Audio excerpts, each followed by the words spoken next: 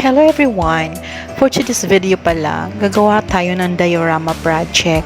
Diyan nga, bumuo na nga ako ng box na paglalagyan ko. Dapat naka-ready na din yung mga printable pictures mo kasi yan yung gagamitin mo paglagay dyan. Ayan, nabuo ko na nga yung box. Yung tema pala ng diorama ko ay historical place.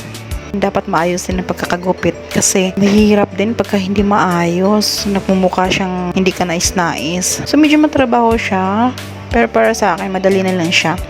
Hindi talaga dapat to ang typical na diorama na ginagawa ko, kaso gahol sa oras, kaya basic lang to, pamabilisan lang talaga.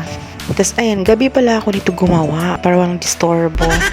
Ayan na, eto na, nakadikit-dikit ko na siya. Pero dapat maayos ng pagdidikit mo dito para hindi halata. Tapos, ito palang ginawa kong bermuda ay yarn yan. Bali, hinimay-himay ko lang siya para magmumukha siyang bermuda talaga. Diba, ang ganda? Nagagandahan din ako kahit simple lang siya. Tapos yung likod niya, nilagyan ko lang din wallpaper. Ayan na siya. Tadadaan! At ito na nga siya. Ready na para isubmit. Thank you!